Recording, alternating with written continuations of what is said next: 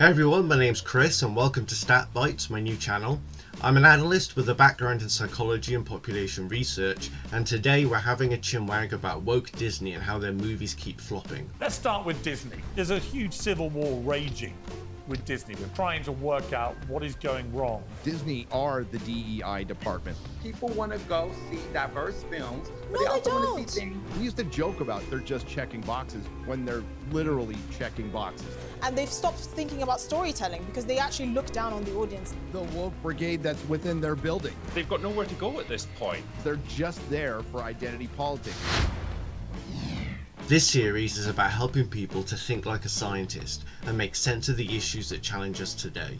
I'm going to do this by using examples from everyday media and topics in the news. And in this episode, I'm using a debate hosted by Piers Morgan about the current state of Disney and the failure of multiple shows and movies to do well. Just to set expectations though, this is going to be quite dry because of what I'm teaching. When you're dispassionately observing a passionate topic, there is no other way to do it objectively than being dry. But you're not going to get insights like this anywhere else because YouTube is about overly emoting and it's a numbers game. So creators won't typically touch topics like this to teach, especially when you need to control your biases as much as possible. But I'm going to show you how to weigh up different types of statements and whether you can use them to support your own views and when to be honest that your opinion is based on speculation. So please comment if you need more input on anything I said here, and please hit that like button, it really helps new creators. Anyway, on with the analysis. Alright, so the show we got today is Piers Morgan's Uncensored, where he gets a bunch of panel guests to have a pseudo debate. I say pseudo debate because it isn't really a debate format, it's just people slinging stuff at each other. But we can use it to try and see what are the basics of an issue and is there anything in there that will help us advance our understanding. So the issue today is about the flops of the Disney empire that they keep putting out, and what do these people think are the reasons for the flops, and is Disney woke, all that sort of thing. So what we're going to look at to help make our decision is we're going to check out the debate format, figure out what the claims are of each guest. So you see I've made a table here for Critical Drinker, Nerdrotic, Esther, Krakue and Ernest, Owens. And then we're going to assess the quality of their argument and the evidence they present. Then we're going to expand our knowledge with different sources. Usually there won't be much time in the video to do that. And then afterwards you can make up your own mind or don't make up your mind. Keep your mind open. It's perfectly up to you. Right then, let's crack on with this video. Disney's last 4 big releases have bombed at the box office. The company is currently no longer Hollywood's #1 film studio. Recent box office takings show even Marvel has lost its, well, Marvel. And critics say the reason is simple. Disney prioritised identity politics over entertainment, pushing messages audiences don't want or need to hear. So this is quite interesting, right? That people always come down with one issue of why something is happening. X is happening because they do Y. And what you find in science, particularly psychology, is that there's never just one reason for something. There's usually multiple reasons and they all give a certain percentage of the reason for something happening. I think on a point, we'll discuss all that and more. 2 titans of YouTube are returning to Uncensored by popular demand, Critical Drinker and Nerdrotic. I mean, otherwise known as Will and Gary, but I prefer your stage names, guys. We're going to stick to those. Also here to debate is Uncensored contributor Esther Krakue and the author for The Case for Cancel Culture, Ernest Owens, which is one of the worst named titles of a book, Ernest, I could ever envisage, but we'll let that pass. So if you noticed already, like, this is why I say it's a pseudo debate. He's bigged up Critical Drinker and Nerdrotic. He's been quite neutral towards Esther and absolutely dissed Ernest. And so they've got one person who is a contributor to the show. You've got 2 people who are very critical of Disney. I mean, I do watch a lot of Critical Drinker, I'll say that at the outset. I've never watched Nerdrotic. And he's absolutely dissed Ernest. So Ernest is basically at 4-1 here for the opposing view. So I wonder how that's going to play out in the debate. So always keep these things in mind. Listen to what people say before the debate and how people are presented. and then also think about how fair the actual debate format is itself. All right, let's start with Disney, because there's a huge civil war raging with Disney, with board members, investors, all trying to work out what is going wrong with the recent series of flops, because Disney is not used to having flops. Nelson Peltz, who's a serious investor in Disney, has criticized Disney's woke strategy in an interview with the Financial Times. He said, "Why do I have to have a Marvel movie that's all women? Not that I have anything against women, but why do I have to do that? Why do I need an all-black cast?" What do you think of this? I mean, Critical Drinker, there's no doubt Disney's in a pretty poor run at the moment. How much of that is down to woking up the movies? Another thing I find interesting with Piers is that so this debate is going on to about the 10-minute, 50-second mark, and he's already taken up nearly 20% of that time with the highlights and then him talking. So we're going to get about 8.5 minutes of debate here. I mean, I think it's definitely a factor, but it's part of a much bigger picture that incorporates other issues like a general decline in storytelling quality. So that's the first one there. Decline in storytelling quality. This is one of the reasons why I like Critical Drinker, and I don't really watch other people on here, is because he tends to hit more notes than some of the other internet spokespeople, I guess, the internet critics. Also, I'm letting my own biases shine there. Prioritization of quantity over quality, and yeah, like delving too much into identity politics, which by their nature are divisive. Of course they are. And so all of those different factors working together have slowly undermined their creative output to the point where all of their major franchises are failing. Star Wars is kind of a disaster at the moment. The Marvel Cinematic Universe that used to be this money printing behemoth is churned out flop after flop in recent years, and even their own their own unique animation movies like Wish. Haunted Mansion flop. Yeah. Pixar flops all over the place. Yes, exactly.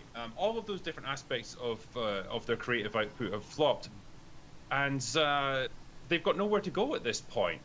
Clearly, something has to change. What they're doing is not working anymore.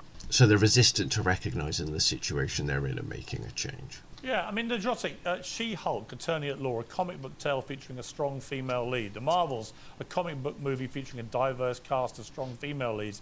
Elemental, Disney's first animation featuring their first strong non-binary lead. All flops. Maybe a coincidence, maybe not. People who are intent on attacking Disney, saying, well, this is because they're pursuing a strategy that's not based on just producing great movies. They're pursuing a strategy trying to appease the woke brigade, who will come hunting for them if they deviate from the woke worldview. Your thought? I'm sure there was a question somewhere in there, Piers. My word. This is something I find particularly troubling, just on a tangent, with podcasts and journalism these days, is that they can never just ask a question. They have to give a whole spiel before the question, and then your thoughts on that, on this 1,000-page thesis I just wrote. The woke brigade that's within their building, right? So, right. We see all these third-party companies in gaming that's going off right now.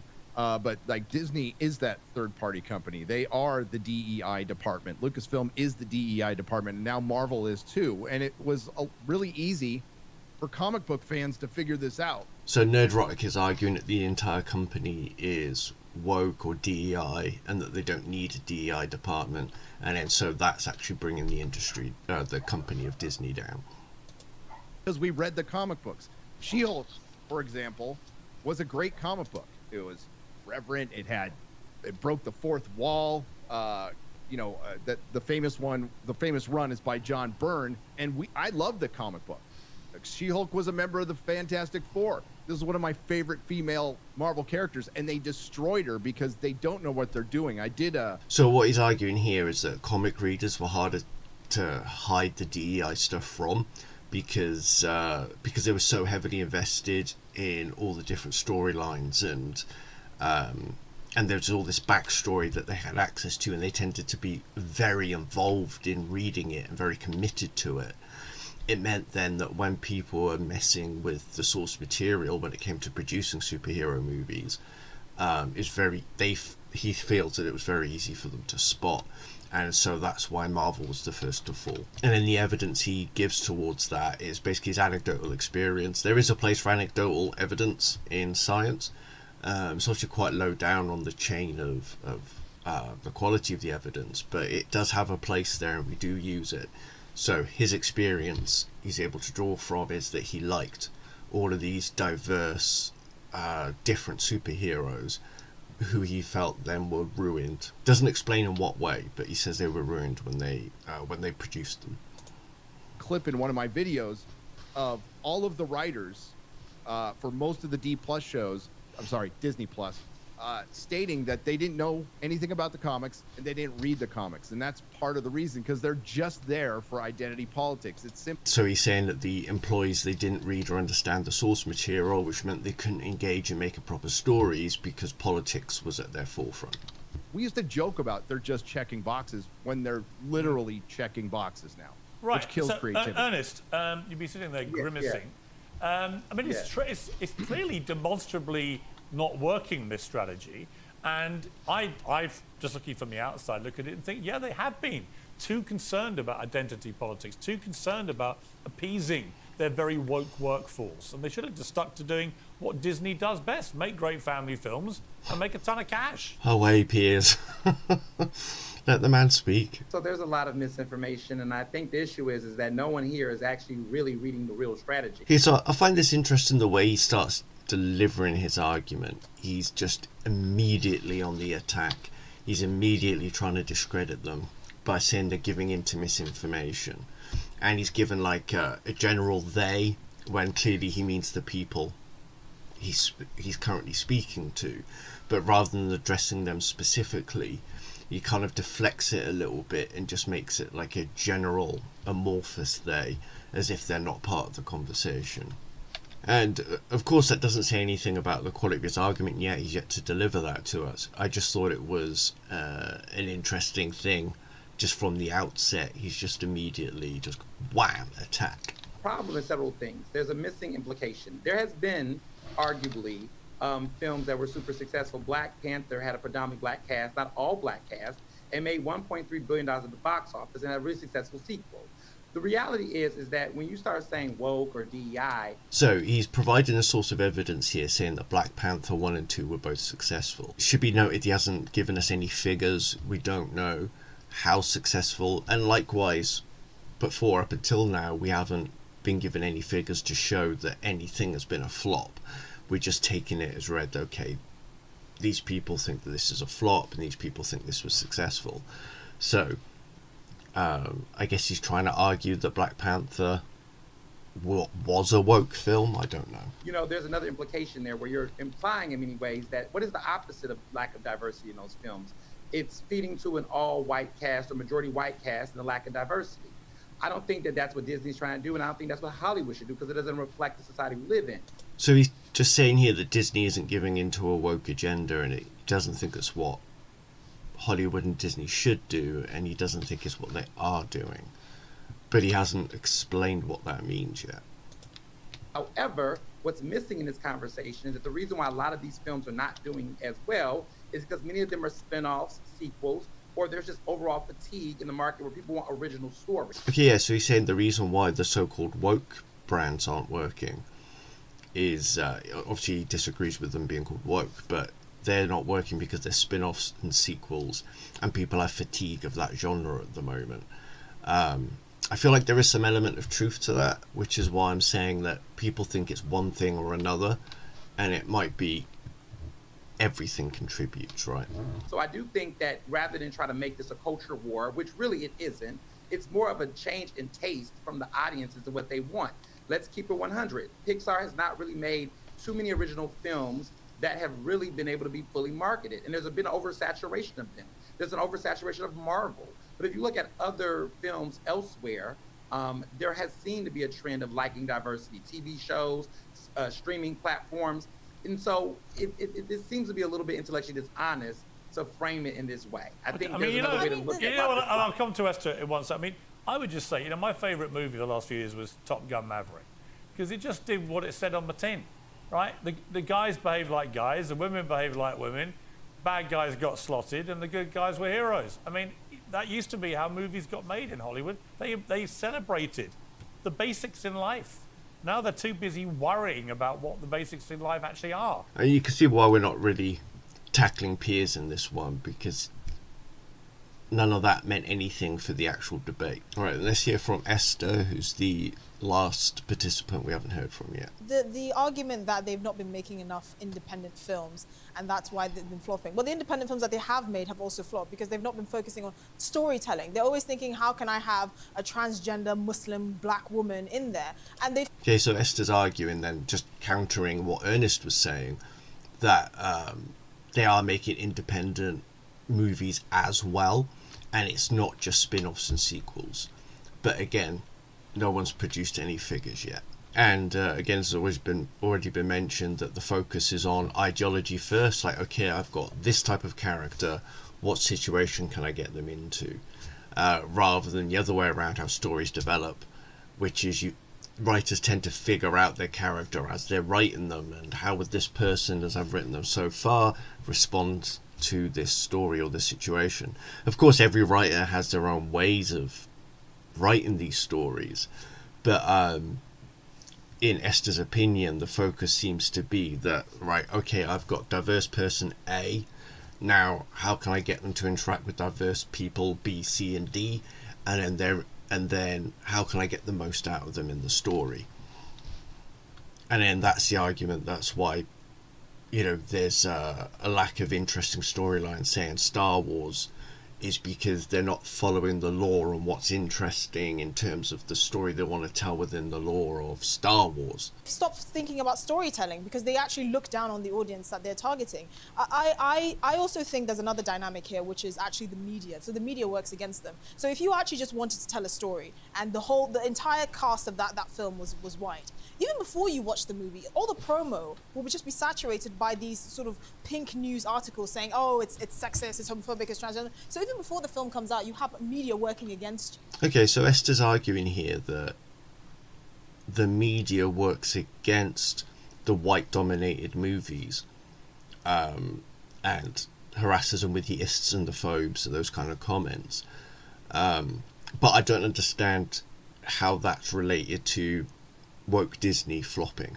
I don't think that's a related claim. Now, and the media will be easily disseminated, so that will kind of kill the buzz before anyone bothers to watch the film. And I think that's the issue. They've stopped respecting the audience, and they feel the need to preach to them. I just think that's so right. I just think Disney should go back to what they're good at. It's a fantastic company that used to make fantastic movies and hardly ever had a flop because they knew their audience so well and they didn't attack their audience. Those movies were not sequels. Sorry, a lot Ernest? of those movies were not sequels. A lot of those movies were not. But going back to Black Panther, Okay, so what Ernest was saying there, it was quite hard to hear what he's saying with his microphone, is that a lot of Disney's older successful movies that Piers is having member berries about, they weren't sequels, they were original creations. But going back to Black Panther, did Black Panther succeed because there were black people in it? No, it was a great story. It was a recognizable character that comic fans that I have been reading since I was 6 and 7 years old. And the thing is, they tried to replicate and it the followed same exact formula for Black Panther with the second one, and it made half as much. Clearly, half as were much. Okay, so they're arguing that Black Panther 1 was a good story, so it was a success. And then Black Panther 2 followed the so-called woke formula and made half as much. Whereas obviously Ernest was claiming that it was a success earlier. Yeah. I mean, I want to be clear. And no one talks about it more. In his statement, I want to be clear that Peltz did say in that interview that basically argued that the Marvels and Black Panther, he didn't even want to get Black Panther made. In Iger's book that he came out in 2019, he referenced that they had to fight to get Black Panther to come out. That was Ike Perlmutter, not Nelson Peltz. Why? You're right. Right. Why? Who's backing Nelson Peltz? Why? Right. Why? They didn't think it would sell action figures, and he was obviously wrong on that one. And he didn't want Captain Marvel made either. But there's a lot of fishiness around Captain Marvel. And then when the sequel came out, which was the most predictable flop of all time, it flopped. It was their biggest flop. They didn't put any effort in it because they didn't put any. If you watch Captain Marvel and read the books that she was based on, she was Carol Danvers. She was Miss Marvel. She was a likable character. They turned her into a dude. And Kevin Feige is the one who put out the edict. He said, we're going to make half of our characters women. That's where the MCU comes from. I didn't create it. Nobody created it. Kevin Feige created it. He's the one who said, I'm going to put down this edict and I'm going to start checking boxes. And that's exactly when they started failing, right after Captain Marvel. It's been all downhill from there. All right, so what Nerdrotic is claiming there, that actually Captain Marvel was the start of the downhill. So we've got a place of reference to go to, that Captain Marvel was commissioned, and then Bob Iger wanted half of the cast to be women, half of the superheroes to be women. And then that started the downfall of the poor storylines. Very few of their movies have made money because the budgets have blown up beyond we don't even know. We just learned that Doctor Strange cost around $300 million without marketing. By the way, that's the same thing that they did to Barbie. Can I just point that out? I know comic books are not as... Okay, so I think that's as far as we can go there on that debate, because, you know, we're looking at about Disney. In terms of a debate, there was no debate there. The discussion was 8 minutes long, and the people that Piers brought on was 3 on Piers's side and 1 on the opposite side. So you're not going to get really much usefulness in terms of information or a broad perspective on which to help you formulate your own opinion on what's going on. So it seems that Piers is trying to direct it to people who are already going to agree with him, or if you're a fence sitter, he stacked the deck so that you will come out the other way. Right, then the next thing to do is to find out which claims are just speculation, which claims are your own individual experience, and you'll make your own judgment on it, and your individual experience can be different to somebody else's. And then the third type is something that you can actually find evidence for. So with the speculation, this is something that unless you know the inner workings of the company, or you've seen the company documents or something like that, then it is just speculation. It's right to have the opinion on it, but you have to be aware of what the opinion is based on. Okay? And then with the individual experience, that is something that, you know, people share together, and then you find that people, either their experience has matched yours, or their experience is different to yours. And then you kind of want to find out why and where that comes from. So you can get a lot of interesting research projects out of that, actually. But we're separating it here from something you can find evidence for, because it's something qualitative. It's not something you can find statistical evidence of. You would have to do a piece of research on it to find out, is this actually what's going on, or is it just the way I've perceived it or the way somebody else has perceived it.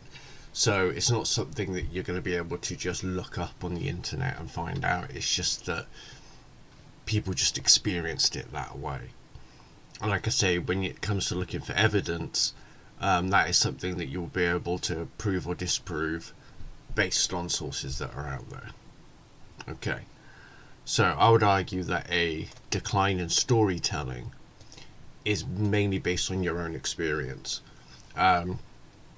because even now with Acolyte, people are still experiencing it differently. Even though most people don't like it, there are still people that will defend it to the death and still like it. So as you can see, there are still differences there, and those people don't think there's been a decline in the storytelling quality. And they have quantity over quality. Again, that is kind of an individual experience. You can be able to count up how many films there are and if they're declining, and you could create like an equation or correlation to show that as there's more movies and films, films and TV series have their ratings dropped. But in terms of, is it causal? that would be very difficult to show that it's a causal relationship. And that's different from a correlation, of course. Correlation just means that as one thing is happening, another thing happens in a certain way. But then a causation would mean that directly they're creating more product and then their quality is decreasing as a direct relation to that. But then you would need to do a project to find out if that is a causal link. Too much focus on politics over story. Again, I have to say that's an individual experience. Resistant to recognizing the situation and making a change. I would say that is speculation, because unless you're sitting in the room and you're talking to the people and then they're showing you what is happening in the company, we as outsiders won't ever be able to actually know, are they resistant to recognizing the change they're in. Black Panther 2 followed the woke formula and made half as much money. That is something you can get evidence for. There is supposedly something that they call the woke formula, and you can watch Black Panther 2 and find out, okay, is this following the ABCs of so-called wokeness? And then you can just look up how much Black Panther 2 made compared to Black Panther 1. Okay, the entire company is woke, so I'm going to split this into two. The entire company is woke DEI. That would be speculation. But they don't need a DEI department. I think that is something you could probably find evidence of. Employees didn't read or understand the source material. I'm going to put that as mainly speculation, but there is actual evidence of employees, like cast members or writers, not understanding the source material, not knowing anything about it. There's a famous one from one of the Jedi in Acolyte saying that Anakin blew up the Death Star. So there is evidence of individuals not reading or understanding the source material, but is it the organization as a whole? That's a very broad statement, so that statement is speculation. If he'd said it with more specificity, then that is something we've got evidence of. Politics were more important. I'm going to argue that that's your individual experience watching it. That's what you've drawn from the art when you've seen it, and often art is in the eye of the beholder. And obviously with all of this, I'm not agreeing or disagreeing with anybody. I'm just assessing their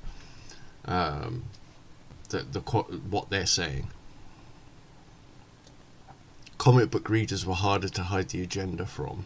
I'd say that's speculation, because there could be. Okay, I would argue that this is speculation at this stage, because you don't know why. There isn't evidence to say why comic book readers responded so quickly to what was going on, and because not all Star Wars fans are comic book readers, right? Not all Marvel fans are comic book readers. I think one of the few comics I've ever read is Transmetropolitan, but I've loved Star Wars and the Marvel films for a long time. So again, it's just a broad statement. And then here's anecdotal evidence here. It is evidence, but like I say, on the evidence hierarchy, it's very low down. We just know that for him, that's what was true. And then you have to collect anecdotal evidence of other people to find out what their experiences were and create a data set. Also, what is good about anecdotal evidence is that once you collect all the general data at the general level, an anecdotal piece of evidence like his would be used to show an example of what the experience of people is like within your data set. So it is important to collect it. Black Panther 1 was a good story, so it's a success. Because it was a good story. That's speculation, unless you want to do a research project and do some kind of YouGov poll to find out yourself. But of course, what this is about is being somebody sitting at home at your computer and what you can find on the internet. You won't be able to find evidence of the fact that Black Panther 1 was a good story, so it's a success. That is just speculation. You haven't got that data to hand. Okay, Captain Marvel was the start of it all going downhill, because Bob Iger at the time had the edict of 50% of the superheroes going to be women, and that was the start of the downfall.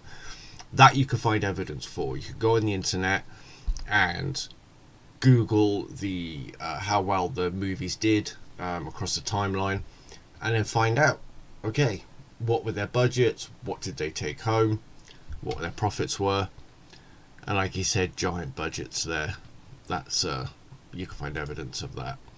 So are the budgets getting bigger and bigger, and then are the take-home things getting smaller and smaller? Okay, so we'll do Ernest first because he was speaking before Esther. Okay, that was more an observation from me that he was on the attack at other debaters and discrediting people, because like he didn't really say much. Most of his speaking time was spent attacking people. So he's arguing that Black Panther was successful and Black Panther 2 was successful as well. I'm not sure why he used that to try and fight against this agenda that woke Disney keeps creating flops. Is he saying that Black Panther is a woke film that did really well, but then he was saying that there isn't woke films? So it was very circular. But in terms of this individual claim, it was successful, and Black Panther 2 was successful. We can find out. And then you can create a data set of how successful each film is and maybe give it a rating system if you want. And he's saying, yeah, Disney isn't giving into a woke agenda. That is individual experience. So that's him watching the movies himself, and he doesn't feel that it's a woke agenda. And he's arguing that it's the all of the and even though there's no woke agenda, but the woke films tend to be spin-offs and sequels, and then people get fatigued in that genre and they don't do as well. Again, you can find evidence of that. Because Captain Marvel wasn't a spin-off, was it? So Black Panther wasn't a spin-off. But then you can create a data set that shows how many of the, for want of better terms, we'll say the pre-woke films, how many of them were independent, how many were sequels and spin-offs and all that, or even rate it on individual characters if you want. And then you can put in the other group, you can have the woke films, post-woke, and then put in, how well they did, and then figuring out, okay, how many of these as a percentage of spin-offs and sequels and that sort of thing. Because it gets really complicated, because in Marvel they use a film to launch another character, don't they? Like Hawkeye never got his own movie. And there's been other films where people have turned up and then they've had their origin story almost embedded within that Marvel, like The Punisher started in Daredevil.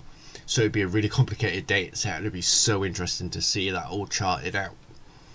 And they're saying a lot of Disney's older successful movies weren't sequels. I mean, that seems kind of obvious to me, in the sense that when the company starts, nothing's a sequel. But Disney were focusing on Grimm's fairy tales and creating their own versions of them for children. So, they've only recently, I think, in my opinion, done things that are entirely new. And their own creation. I guess Mickey Mouse, but I mean, in terms of movies, though. Okay, so Esther tries to counteract Ernest's claims about spin-offs and even independent films are flopping. Okay, so we can find evidence, split those up. So you can find evidence of both of those. Because what she says there, counteracting her claim, you still need to find evidence for it. You can't just believe it.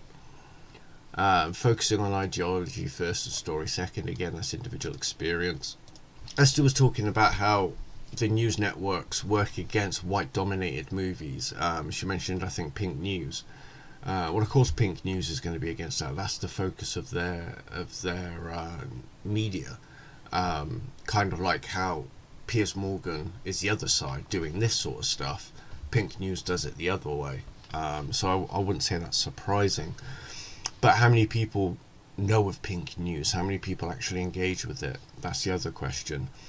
And so, again, you can find evidence of this, but you need to, again, to think like a scientist, you need to compare that against other groups. So, which newspapers write about which movies, and what do they say about those different types of movies, and then compare that to the other side. So if you've got like white dominated movies, what do the Independent, the Daily Telegraph, Daily Mail, Pink News, Al Jazeera, what do they all say about white dominated movies? And then on the other side, what do they say about woke movies? And you could create like a data set comparing those two things. You could do a qualitative review of them and find out if there's any patterns in the data. Okay, so obviously that was all quite dry. This stuff is, there's no other way of doing it. So I hope you guys stayed till the end and kind of understood where I'm coming from here. That, to conclude, they didn't tell us anything that is backed up by statistical evidence or anything. They didn't give us any numbers. They didn't tell us where to find the information. It was very much just you speak, then you speak, then you speak, then you all argue, and then we'll move on to the next topic.